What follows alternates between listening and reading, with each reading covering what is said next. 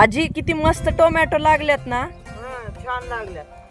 तोड तोड तू टोमॅटो तोड. आपण टोमॅटो आणि कैरी घालून मस्त चटणी करूयात. कैरी पण खूप लागल्यात झाडाला आपल्या, आपण काढूयात.